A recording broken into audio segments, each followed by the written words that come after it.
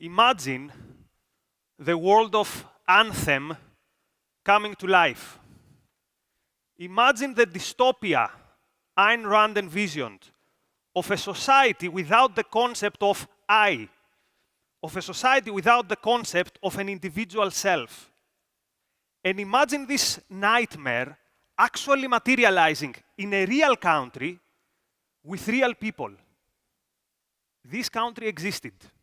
This country was the communist Cambodia in the 1970s. When the Khmer Rouge, the Cambodian communists, led by a guy called Pol Pot, when they came close to power, they had a vision that was unique among all other communist regimes. They said, we will reach a higher level of communism with no markets, with no money, with no classes, and we will achieve it in day one. Not in the future, not in stages, as was the norm, for example, with Soviet Union. First we get to socialism, then to communism. None of that. Higher communism, radical egalitarianism from day one. And unfortunately for Cambodia, they were true to their word. When they came to power in 1975, their first measure was to completely evacuate the urban centers, to completely empty the capital. And when I say that the capital was empty, I mean it. Like, imagine, what's this film, I'm Legend, where there's a guy walking in an empty town. That was the capital of Cambodia. And all the inhabitants were moved, were marched on foot to the countryside with nothing but the clothes on their back. And there they would all become farmers. Now, why evacuate the cities to make everyone a farmer?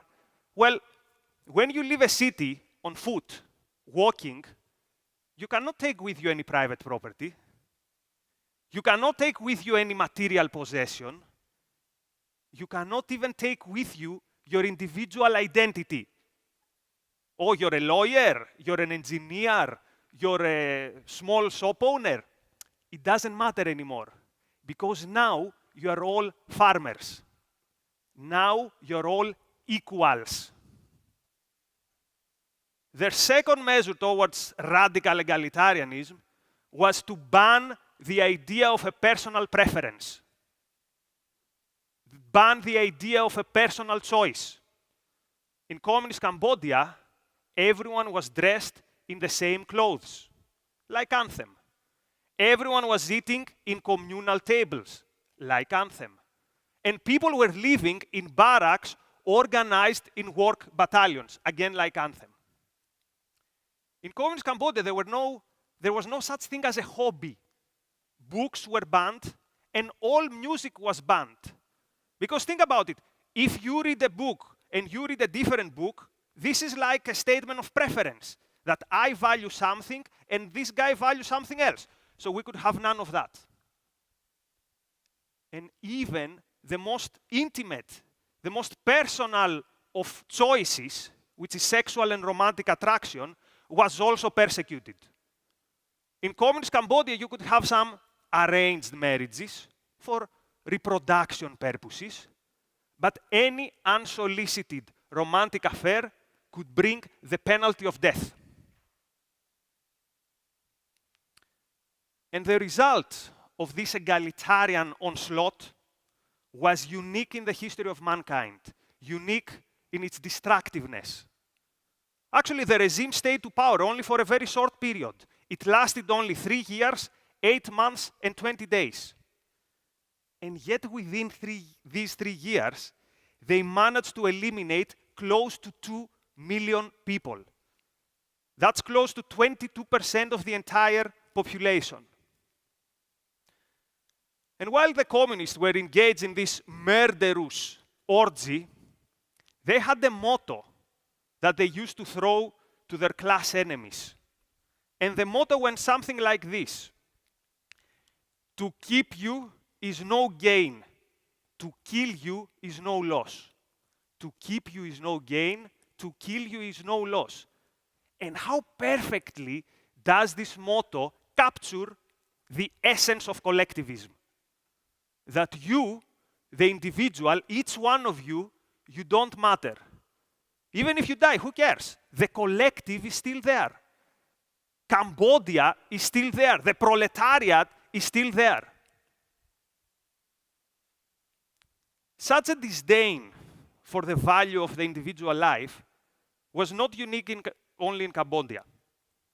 In different degrees, it could be seen in every single communist country, in every single communist movement. Soviet Union, Cuba, Yugoslavia, East Germany, China, you name it.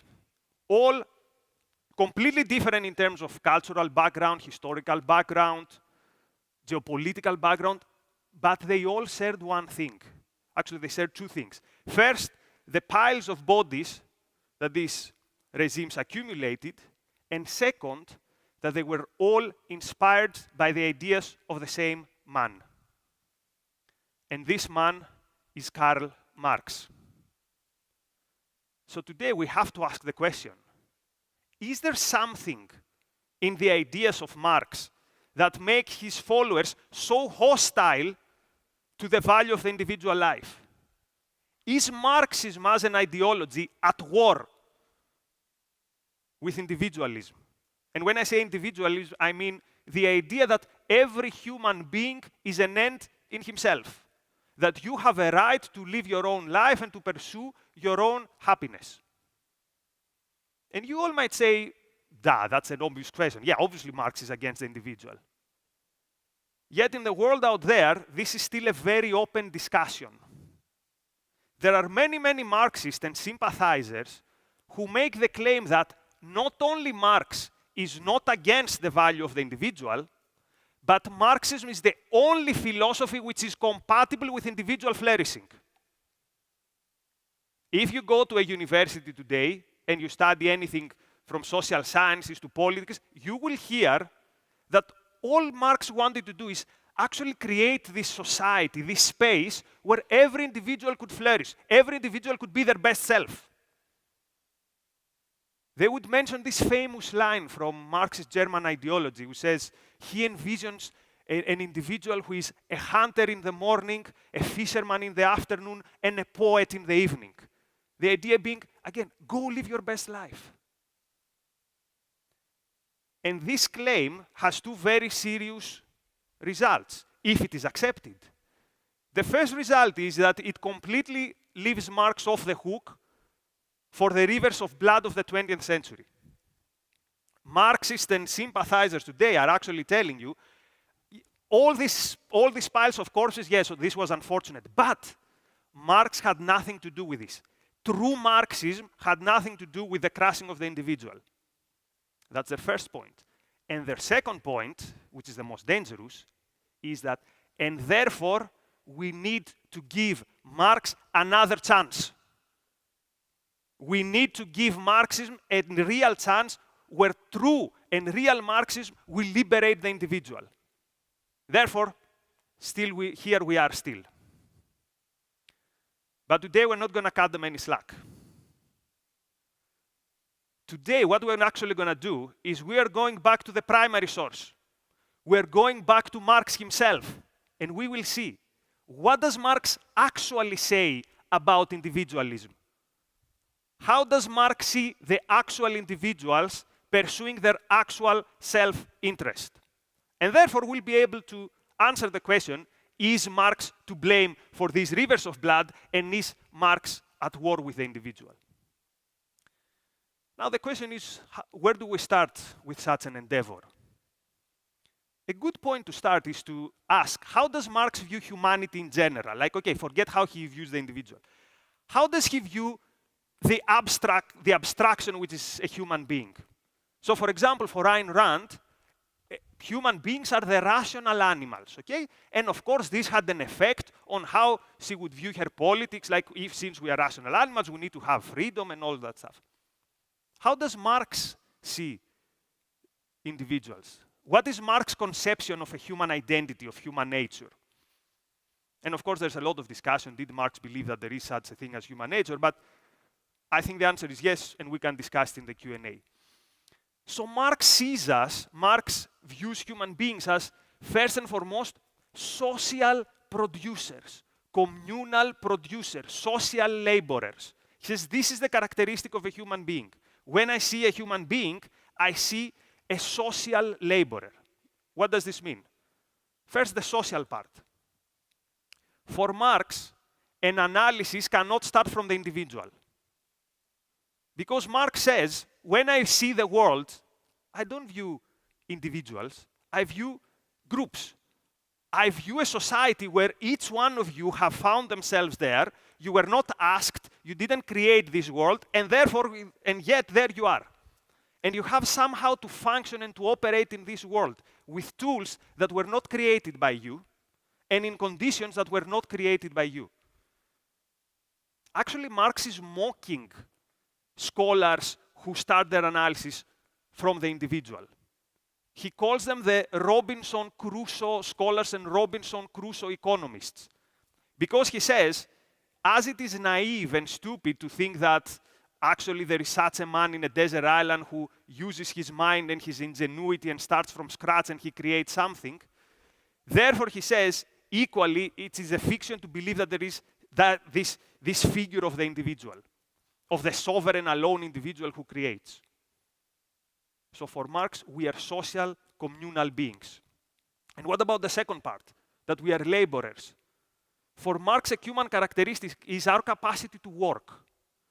But work, he says, needs to have two characteristics: to be creative and to be free.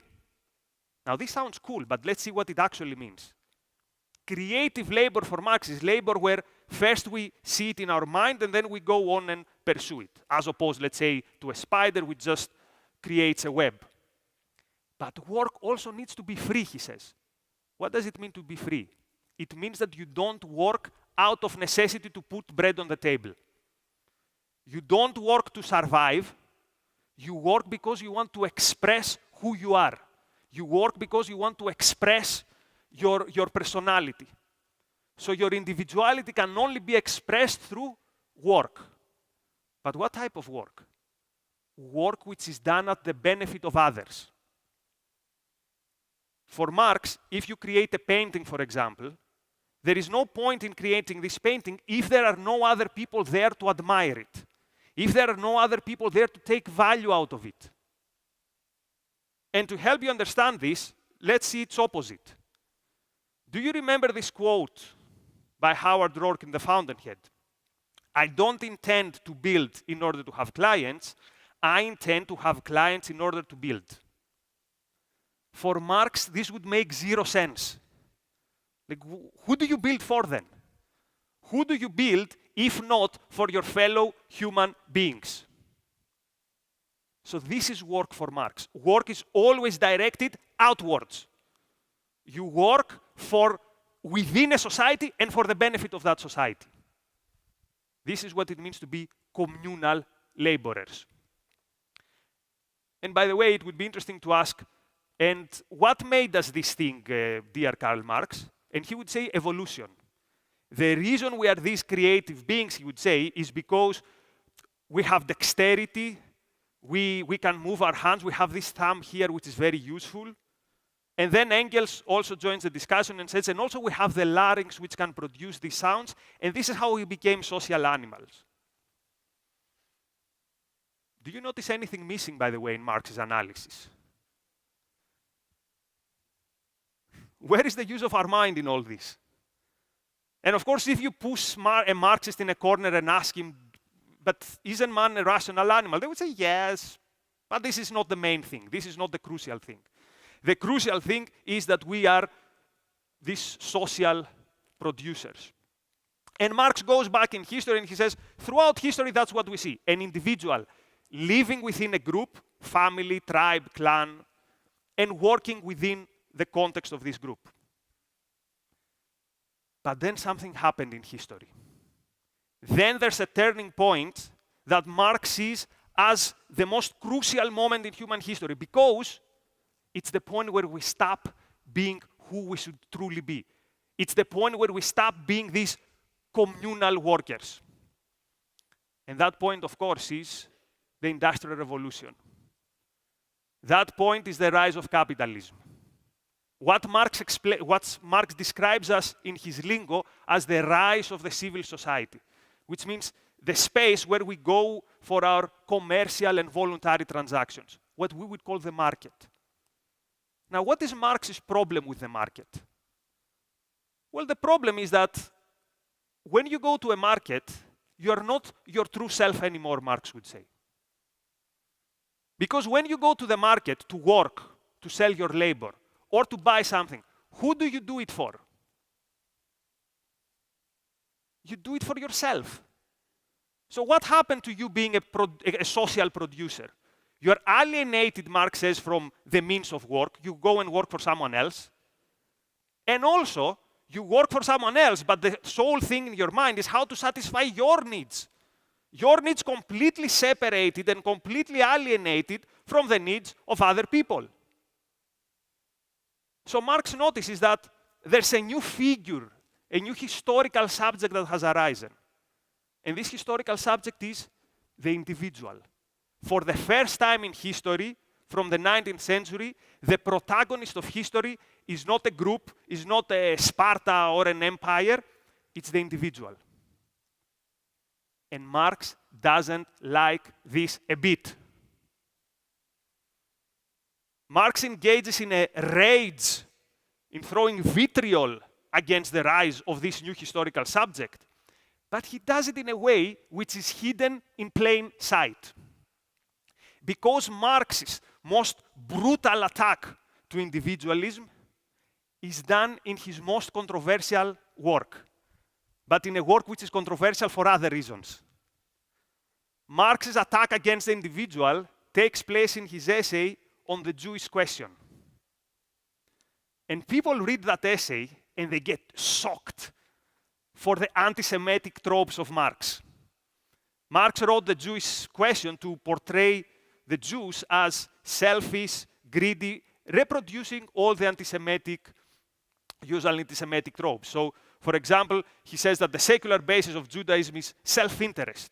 What is the worldly religion of the Jew? Huckstering. What is his worldly god? Money.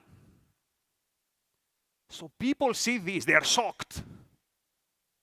And they miss who is Marx's real target. Because Marx's real target is not the Jew. Actually, Marx is very conscious of his own Jewish origins. Marx's real target is the self-interested individual. And Marx just uses a very powerful at the time symbol. It's basically telling people, if you're self-interested, you are as bad as the Jews. That is his point.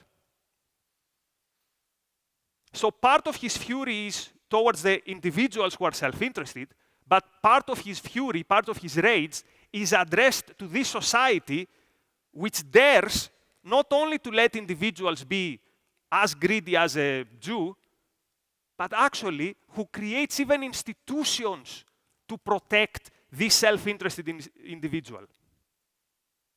So Marx says the bourgeois society creates this bubble around every individual, and within this bubble, we're not allowed to interfere with each other. You have this bubble and I cannot interfere with your pursuit of your life. I have this bubble around me and you cannot hurt me and you cannot interfere with my pursuit of my self-interest. And of course, this bubble is individual rights.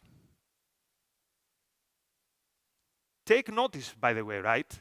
The supposedly big defender of the right of every individual to flourish already has big problems with the notion of the individual, of individualism, and of individual rights. So what does Marx have to say about rights? The so-called rights of man are nothing but the rights of egoistic man, of man separated from other men and from the community. So Marx gives a huge thumbs down to the notion of individual rights. But also Marx notices something. Marx notices that there's a dynamic going on here. There's a dynamic going on between liberty and individualism. Marx notices that what are you going to do with that freedom that the bourgeois society gives you? you're all gonna be selfish and self-interested. And at the same time, he notices that the only way to be properly self-interested is if you are given liberty.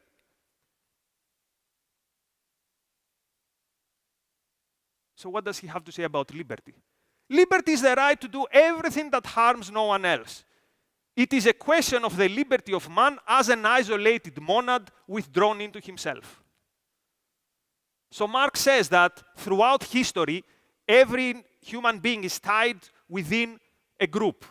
And now with capitalism, this tie is broken. Do you know who else made this claim? That capitalism is the first society in history where you're not anymore tied in any group. Ayn Rand. Ayn Rand in The Fountainhead says, civilization is the progress towards the society of privacy. Civilization is the process of setting man free from men. If Marx was around and he would see this quote, he would say, wow, that's very insightful. Marx would really agree with this quote, but he wouldn't agree on his evaluation. He would say, indeed, capitalism is the first time in history where you can go your own way, and this is a problem. So as if he's in a dialogue with Ayn Rand, Marx goes on to say, the right of man to liberty is based not on the association of man with man, which, by the way, is what he wants, but of the separation of man from man. It is the right of this separation, the right of the restricted individual withdrawn into himself. And here we get to the crucial point. The practical application of man's rights to liberty is man's rights to private property. So here comes private property. And here we see what is the real beef, what is the real problem of Marx with capitalism. What is the real problem of Marx with private property? It is that private property signs, seals, and delivers your right to go your own way. This is the problem that Marx has, I claim, with capitalism. It's not the surplus value and the rate of exploitation and the political economy. All this is a rationalization. This is why Marx doesn't like capitalism. He cannot stand the idea that capitalism tells you, go be yourself. It's your life, go live it. So he sums it up. The right of man to private property is the right of self-interest. And guess what? He's right. Here we stumble upon something crucial. Here we stumble upon something that 99.9% of Marxist scholars and 99.9% of critics of Marx are missing. It is that Marx recognizes that capitalism and self-interest go hand in hand. Marx recognizes that capitalism is geared towards you pursuing your own self-interest.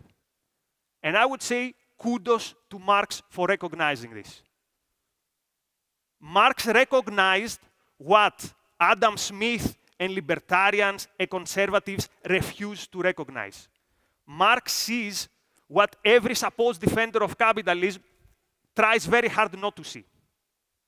That capitalism and self-interest go hand in hand.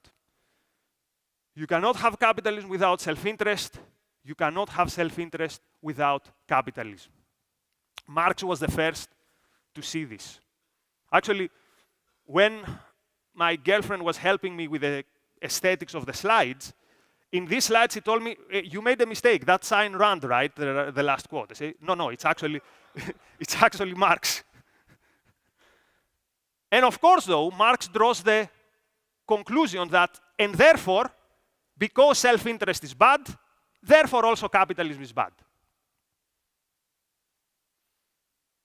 So at this point, we need to be very, very skeptical that, wait a minute, you Marxists told us that you have this recipe for humans to flourish and live their best life and go out there and the world is your oyster.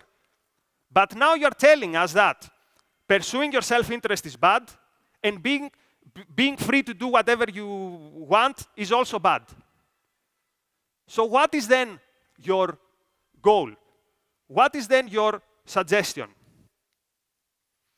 And the suggestion by Marx is that you people just don't understand what real individualism is. He would come in this room and he would say, you are all pound shop individualists.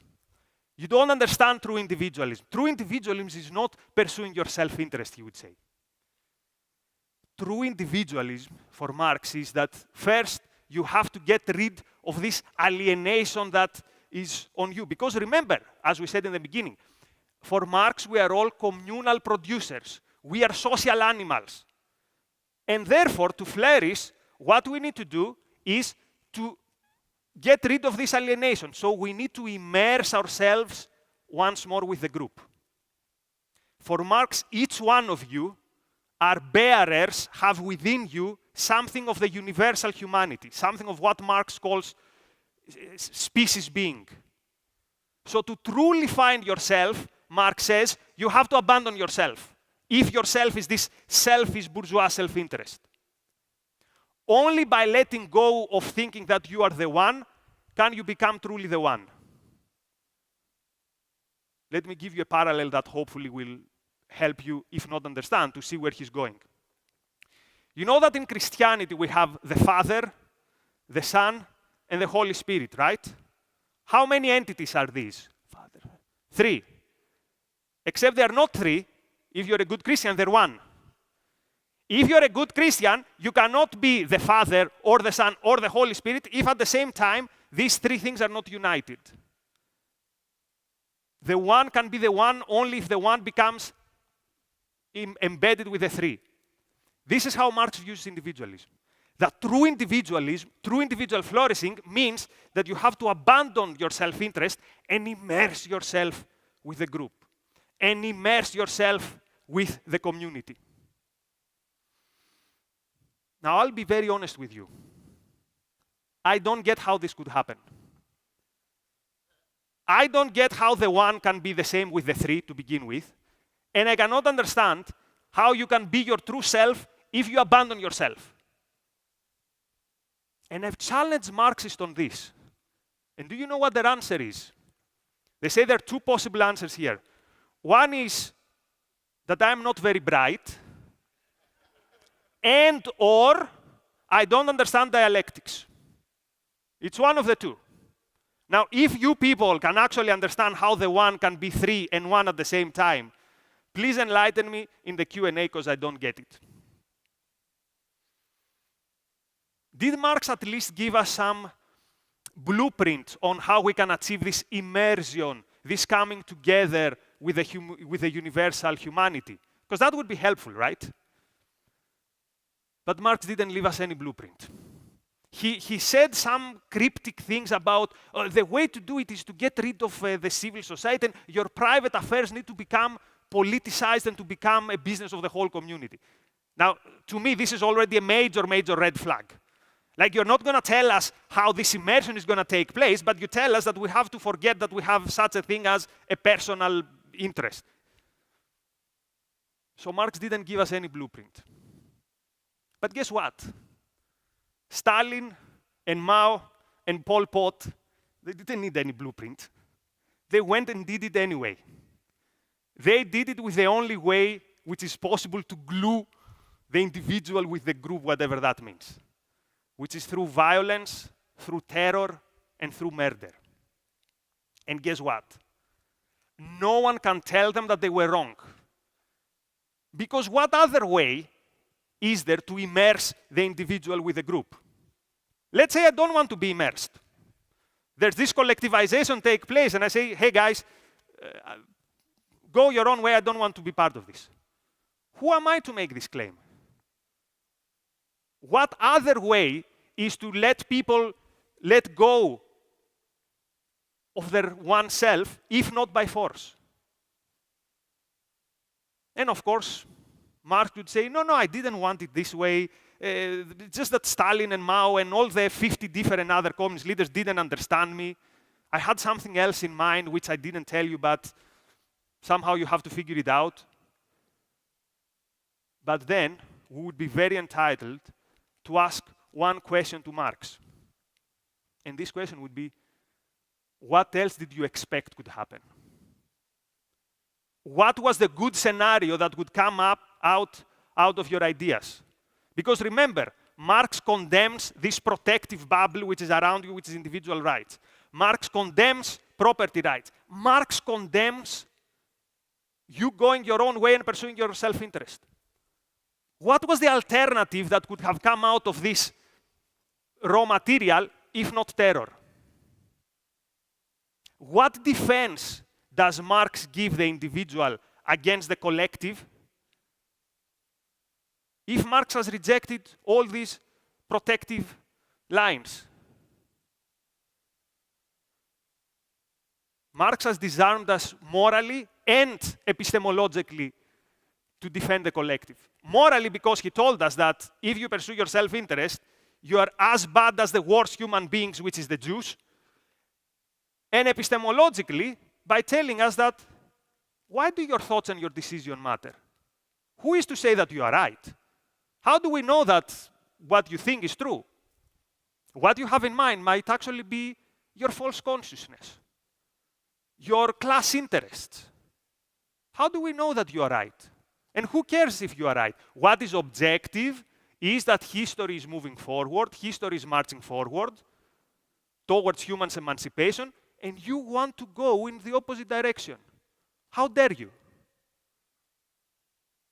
And what other result could there be in such an attitude, if not the rivers of blood that we saw in the 20th century? So to come back to our original question, yes, Marx is to blame for the blood spilled in his name. Because Marx openly attacked the notion that your life is yours to live for yourself. He said it overtly, he said it clearly, and his whole philosophical system supports that you going your own way and living your life is something which is different, alienating. It's something which is a decadence of what it means to be a human being. So forget all the fancy slogans about being a hunter in the morning and poet in the evening and all that stuff. Forget all this. What we actually see is that Marx couldn't care less about the individual. Actually, he goes out of his way to attack the notion that each individual life is sacred for its own sake. And this is why he should not be given any other chance. In whichever form it reappears, we should remember what the essence of Marxism is. And we should say, no, you've had your time, it led to the disaster that it led, and it was entirely predictable that it would lead to that disaster. So his time should be up. I want to finish with a contrast. I want to finish with a contrast that brings together everything we've discussed today. This is my favorite quote from Mao Zedong, from the dictator, from the communist leader of China. So in his little red book with his quotes, at some point he describes the Chinese people as the people are a blank sheet of paper, free from any mark, where the freshest and most beautiful characters can be written. The freshest and most beautiful pictures can be painted. This is your life under collectivism, people. Under any collectivism. Under any collectivism, you are a blank sheet of paper where others will draw. Under collectivism, you live your life and you work not for what you want, but for what the Marxists and the Maos of this world tell you to live and to work for. And here is Ayn Rand speaking. Here is Ayn Rand speaking through her heroine, Kira, in We the Living. And Kira here is addressing a communist, Andrei Taganov. But she could be addressing Marx or Mao. So Kira says, why do you think I'm alive?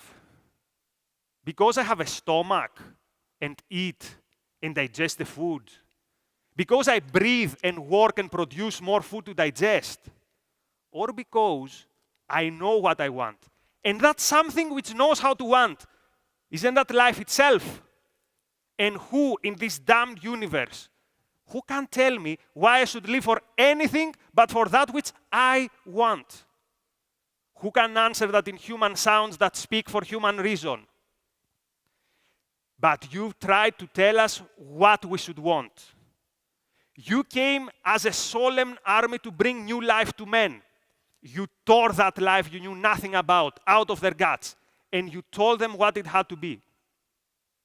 You took their every hour, every minute, every nerve, every thought in the furthest corners of their souls, and you told them what it had to be. You came and you forbade life to the living. So indeed, people, this is the contrast. On the one side, your life an empty canvas for others to paint. On the other side, you living life for what you want. Marx chose that side. And Marx, his way, made life impossible. I'm glad, though, there's another way. The way of Ayn Rand, the way of Kira, the way of life. Thank you.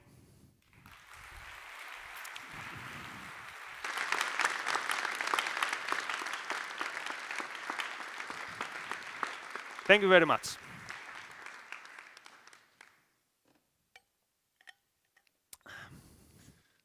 First, I would just like to explain how the 1 can be 3 and the 3 can be 1. Please do. Now, you give this very colorful and profound description of Cambodia. It's just so perfectly evil. It's artistic. Now, in the West, there were defenders and apologizers of this. I think Noam Chomsky was one. Okay, I don't know. Could you explain how this was apologized? Okay. First, let me say one thing why I used Cambodia, because someone could tell me this is a cheap shot, right? Why did you choose the worst of all the communist regimes? Because in Cambodia, we see something which we don't see in other communist countries, which we see all the effects of these ideas condensed in time and place. In Soviet Union, when they had the first famine, the West came and bailed them out. See my 2022 OCON talk for that. In Cambodia, there was no bailout. It's like you have to live and die with your ideas. And this is what we saw happening. Now, why there were apologists? First of all, there were many apologists for Mao, not only just for Cambodia, right? I mean, the body count of Mao is bigger, of course, bigger country. But how could the apologists get away with it? They could get away with it because the whole intellectual world viewed them as the good guys. Why? Because they had supposedly good intentions. They said, look, we are with the weak. We are with the powerless. And from day one of our lives, we've heard that if you are with the poor and the powerless, the results don't matter. What matters is that you are with those who have not. And you get against those who have. So to understand, how could it be that such a monstrous regime like Cambodia or all the other regimes, how could it be that they had followers in the West? It's because the idea which is behind that support, the idea that if you're weak, this gives you a right to take other people's houses or send them to be farmers, this idea was never questioned. This is how you can have a regime that kills 22% of its population and still it had apologists. Though Chomsky would say at that point we didn't know the degree of the destruction, which is true. But again, anyone who can put 1 and 1 together, they could see that there is no other outcome when you put these ideas into practice except on this horror. Thank you. Hegel also mentioned that the individual existing without the state or his civil society was impossible, that it was a product of the regime and ideally a supreme German monarchy. Is Karl Marx's ideas necessary for Mao, Pol Pot, and Hitler? or could it have been done without him? The funny thing with Hegel is that Marx explicitly says that this thing that Hegel says, that the individual should live for the state, that's crazy stuff. Like, I'm not for anything like that. And yet, the whole philosophical basis of Marxism is anti-individualistic. So Marx doesn't subscribe by Hegel's model, but Marx comes up with an alternative model, which is also, though, anti-individualistic.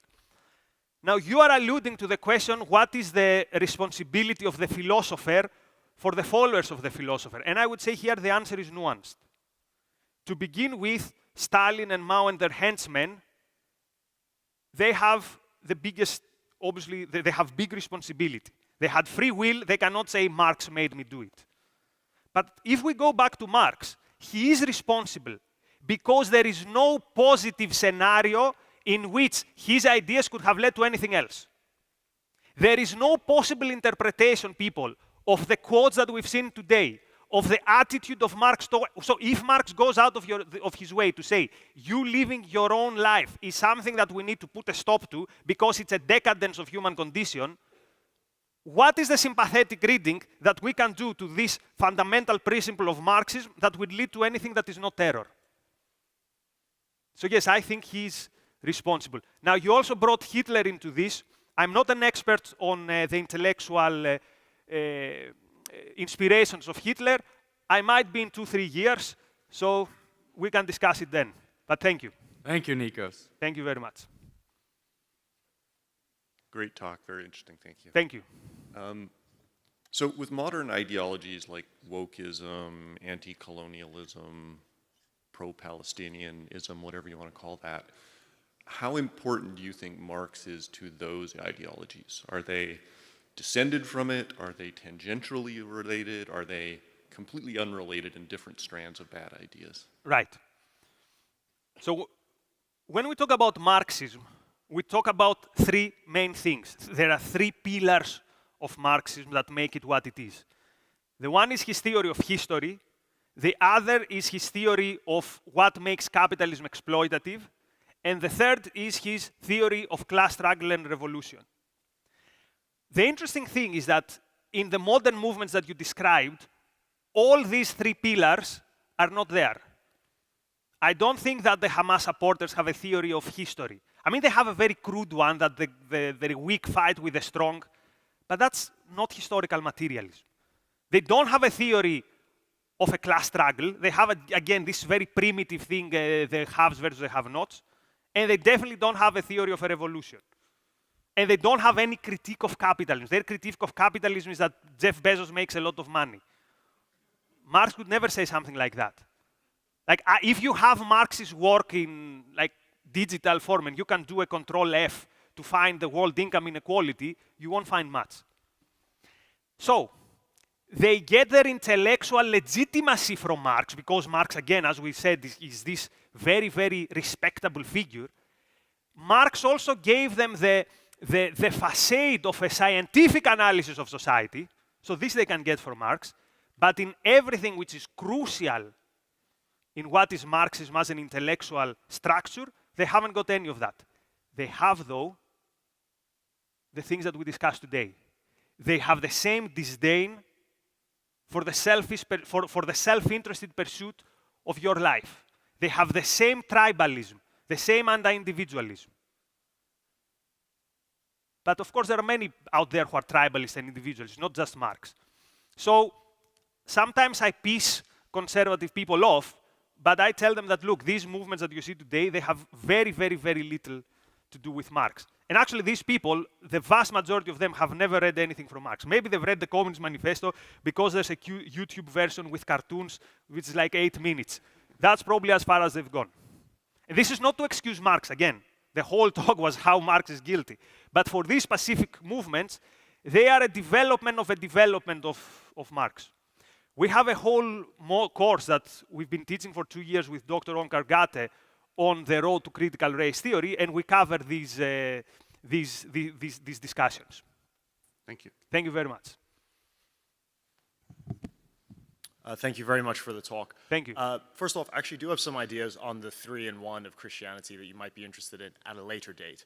And secondly, I think reading Marx is such an important thing for people to do. And I recommend everybody here, if you haven't, please read Marx. It's essential material because you have to know your enemy. My question is, one of the biggest issues I face in debating Marxist, closeted Marxists, is, well, two things. One, they don't play fair. They don't listen to facts. And that's difficult, and that's a different thing. But one of the biggest issues is that Marx has this mystique around him. He's seen as this misunderstood, sort of edgy, almost a poetic, romantic figure. And that's very hard to break.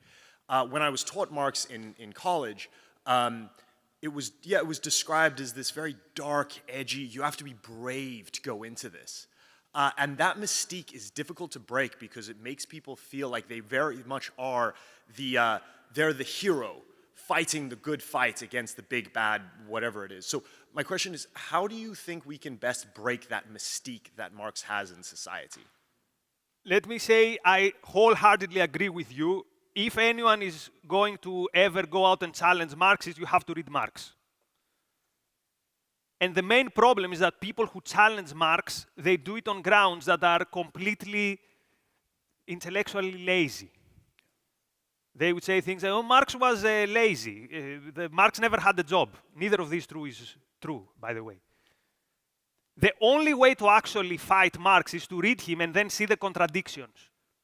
Read on the Jewish question and ask, how is it possible that you people talk about individual flourishing when you have these 50 quotes, there were more quotes, but I didn't want to bore you with them, that are explicitly anti-individualistic? Go read Das Kapital and ask Marx, how is it possible, ask a Marxist, how is it possible that in his magnum opus, Marx fails to give, let's say, a very clear definition of what is a class?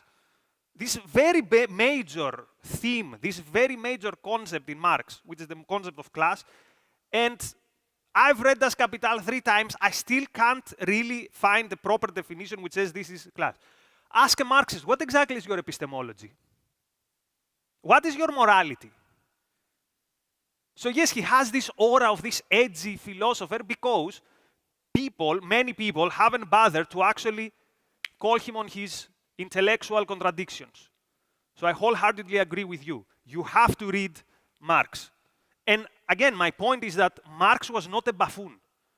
Marx was very intellectually insightful. This link between capitalism and self-interest, I think is a big contribution to knowledge. Because again, he did it 100 years before Ayn Rand.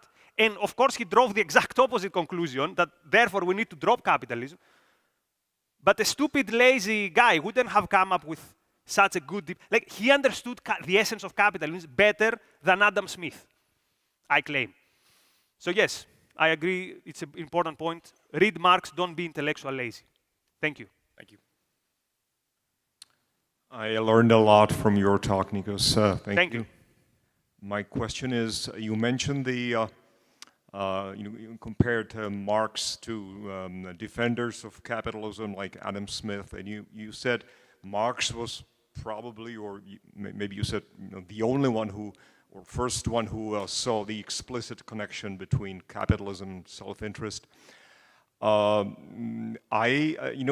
immediately thought about Adam Smith. I think he did explicitly saw the link, but unlike Marx, that's my reading of Smith, unlike Marx, with his invisible hand, Smith's invisible hand, he said, yeah, it is based and causally linked with self-interest. Capitalism is based on self-interest, but we have this is as a means, right? We have this other morality, selflessness, caring for others, and that's the end. So we can tolerate sort of that self-interest, which is part of us, and we have our second part of each individual, which is the caring for others and so forth, which serves this social and benefit of society. So I would put it a little bit differently. I would say probably that Marx was the one who this clear contradiction, self-interest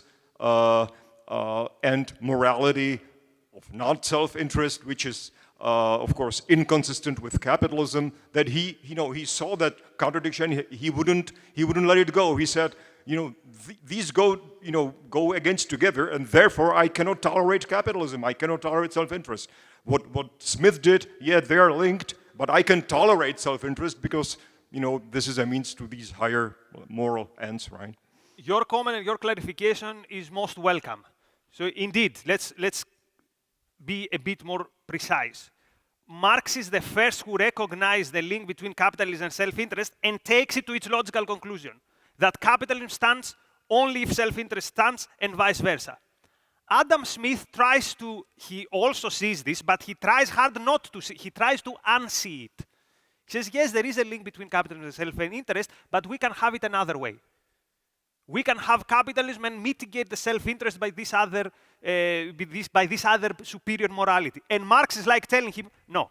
Yeah, exactly. Stand with it. Yep. Capitalism and self-interest stand together or fall together. Yep. But this is a very welcome clarification, and I thank you for that. Thanks. Thank you for the talk, Nikos. Thank you.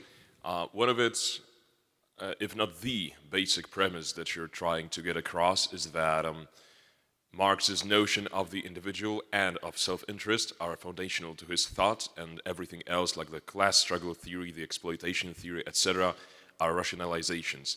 And you provide plenty of good evidence for that make it at least probable in my context, but due to limitations of like a 1-hour presentation, not enough for me to be certain of this claim, and I believe I would need to do more reading. So short of participating in your ARU course on Marxism, what would you recommend for one to actually be able to first-handedly get certainty of this basic thesis you're arguing for? And if you also have time and want to share that, what was it that sold you on that very claim? So thanks for reminding me that course. We have a course with Dr. Ongargate on Marx and Communism starting in 1st of July. There's still time to become audits on that course. Now, what makes me say that Marx's anti-individualism is so fundamental in his work? Because again, if you ask Marx, you'd say that's just an essay I wrote and it's not the most important thing. The most important thing is the political economy, he would say. But I will ask this question. How important is the notion of alienation in Marx? Can we agree that it's fundamental in Marxism? And then the question becomes, alienation from what? For the concept of alienation to stand, the idea of human nature as human beings, communal laborers, also needs to stand. The one cannot stand without the other. But Marx's notion of human nature is already at odds with individualism. So individualism is like the kryptonite to Marxist view of what it really means to be a human being. This is why, and again, I emphasized in the talk, this is my claim. It's kind of a new claim that I've had, and I came to it while working on this talk.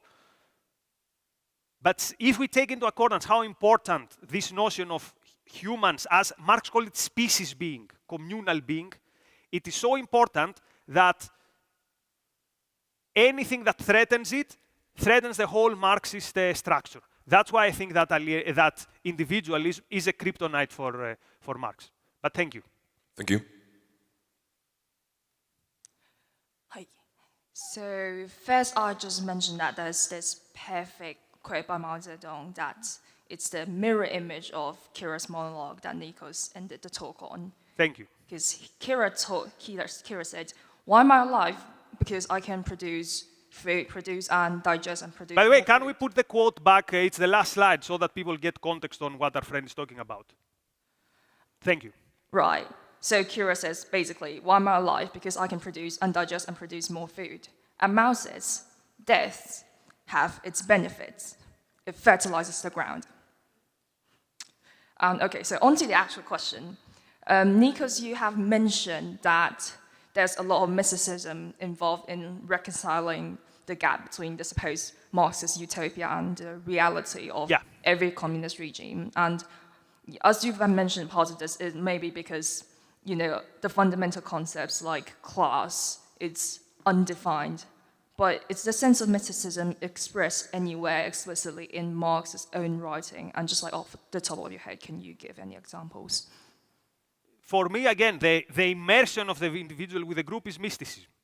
Is something which is, I don't know if mysticism is the proper way, but it's something which remains undefinable for his whole pieces of work. Think about these people. Here's a guy who starts writing in the early 40s of the 19th century.